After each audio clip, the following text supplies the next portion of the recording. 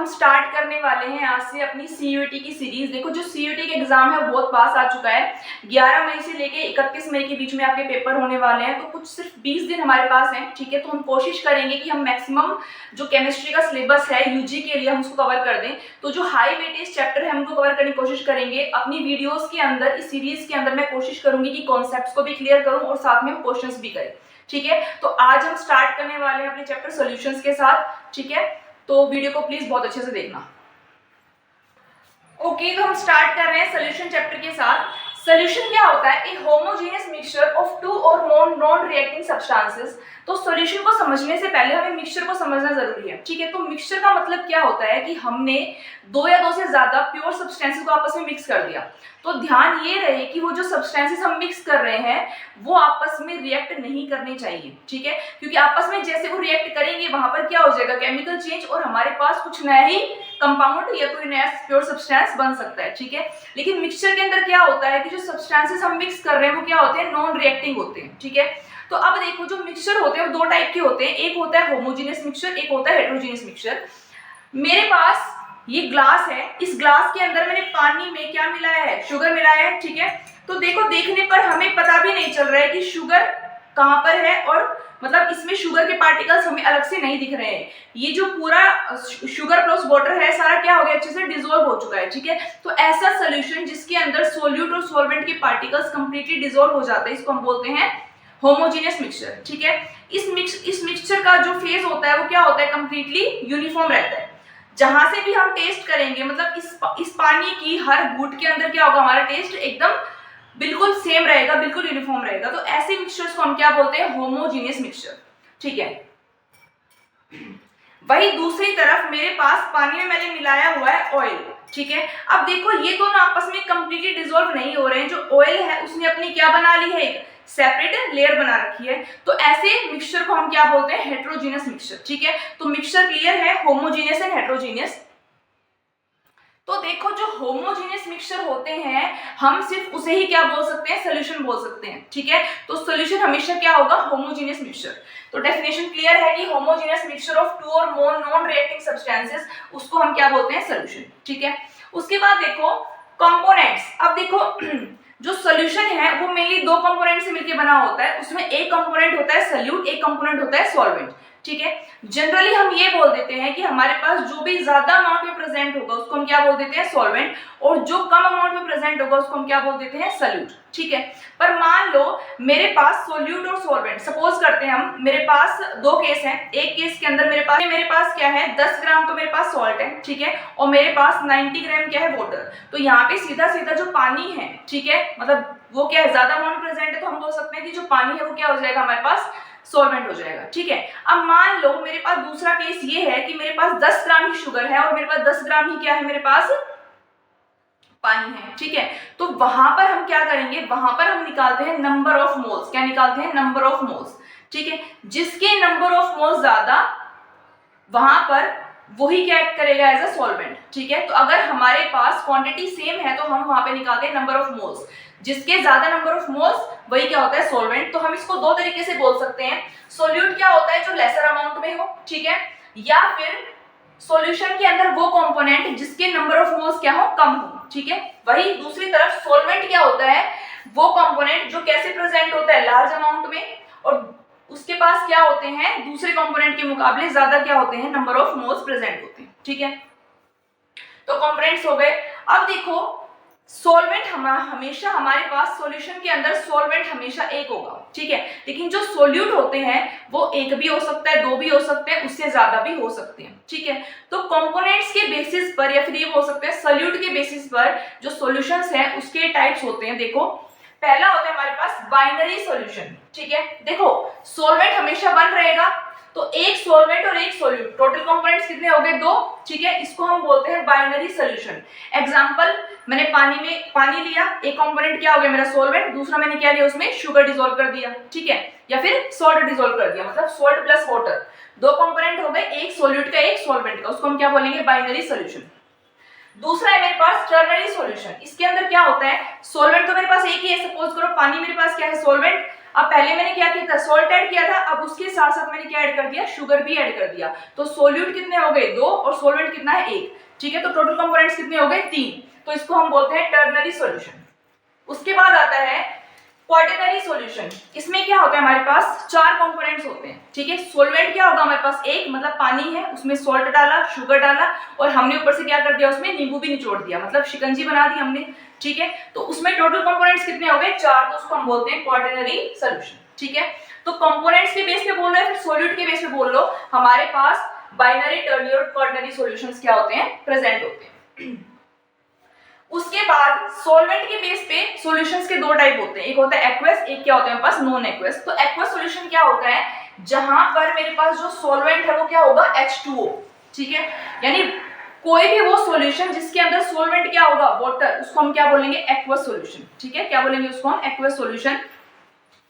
और कोई भी वो सॉल्यूशन जिसके अंदर वाटर को छोड़ के कोई भी सॉल्वेंट प्रेजेंट होगा, उसको हम क्या बोलेंगे, नॉन एक्वस सॉल्यूशन। ठीक है, तो सॉल्वेंट के बेस पे तो हो गए एक्वस और नॉन एक्वस। एक्वस जहां पे सॉल्वेंट क्या होगा, वाटर, और नॉन एक्वस जहां पे वाटर को छोड़कर कोई भी दूसरा क्या होगा, सॉल्वेंट प्रेजेंट होगा, उसको हम बोलेंगे नॉन एक्वस सॉल्यूशन। ठीक है, उसके बाद कुछ और टाइप के सॉल्यूशंस होते हैं हमारे पास, जैसे हमारे पास होता है सैचुरेटेड सॉल्यूशन। ठीक है, जैसे मान लो मैंने पानी लिया और मैं उसके अंदर शुगर डिसॉल्व कर रही हूँ। ठीक है, मैं डिसॉल्व कर रही हूँ, डिसॉल्व हो रही है, मैं डिसॉल्व कर रही हूँ, डिसॉल्व हो रही है, लेकिन एक टाइम पर शुगर क्या हो जाएगी, डिसॉल्व होना बंद हो जाएगी। ठीक है, तो सैचुरेटेड सॉल्यूशन का मतलब होता है मैक्सिमम अमाउंट ऑफ सोल्यूट।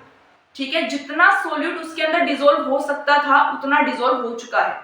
ठीक है, उस पॉइंट पर हम उस सॉल्यूशन को क्या बोलते हैं, सैचुरेटेड सॉल्यूशन। ठीक है, उस पॉइंट पे उसको क्या बोलेंगे हम, सैचुरेटेड सॉल्यूशन, मतलब maximum amount of solute has been dissolve. हमने कोई भी एक पर्टिकुलर स्पेसिफिक टेम्परेचर लिया है, उसके ऊपर हम क्या कर रहे हैं, डिसॉल्व कर रहे हैं, जितना सोल्यूट डिसॉल्व हो सकता था उतना हो चुका, उससे ज्यादा अब नहीं हो रहा है, तो उसको हम क्या बोलेंगे, सैचुरेटेड सॉल्यूशन बोलेंगे। ठीक है, उसके बाद अनसैचुरेटेड सॉल्यूशन। इसमें क्या होता है, मान लो हमने पानी ज्यादा लिया है और सोल्यूट थोड़ा सा लिया है, मान लो पानी लिया है, उसमें सिर्फ 1 चम्मच हमने सॉल्ट डाले, आराम से क्या हो जाएगा, डिसॉल्व हो जाएगा।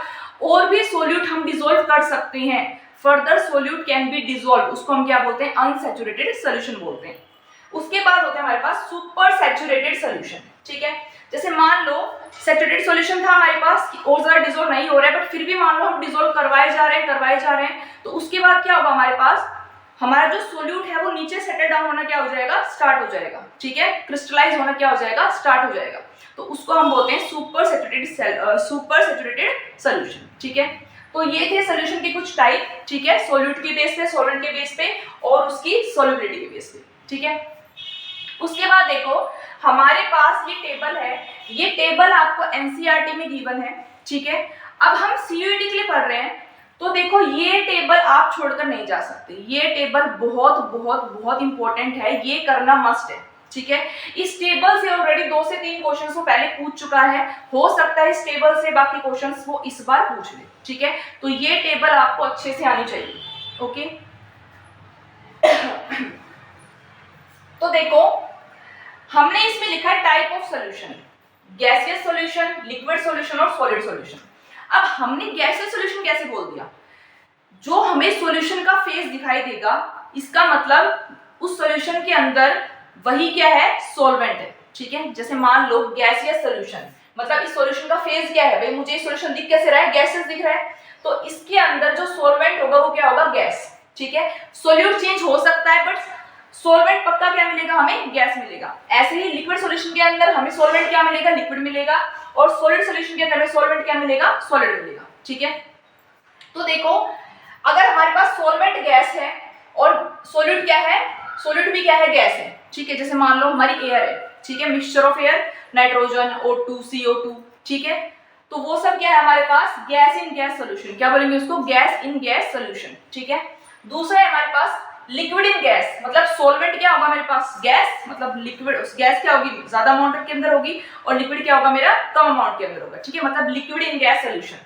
जैसे हम क्लोरोफॉर्म का यूज करते हैं, ठीक है, तो क्लोरोफॉर्म हमारे पास क्या होता है, लिक्विड होता है, तो जब क्लोरोफॉर्म को हम डिसॉल्व कराते हैं किसके अंदर, N2 गैस के अंदर। ठीक है, तो किसका एग्जांपल होता है हमारे पास, लिक्विड इन गैस सॉल्यूशन का। ठीक है, उसके बाद आता है सॉलिड इन गैस सॉल्यूशन। ठीक है, जैसे हमारे डस्ट पार्टिकल्स होते हैं, डस्ट पार्टिकल्स क्या होते हैं, सॉलिड होते हैं, और एयर के अंदर वो क्या होते हैं, ठीक है। तो डस्ट इन एयर वो किसके एग्जांपल होता है हमारे पास, सॉलिड इन गैस का, ठीक है। तो ये तीनों ही किसके टाइप है, गैसियस सॉल्यूशन के, क्योंकि इनके अंदर जो सॉल्वेंट है वो क्या है, गैस है।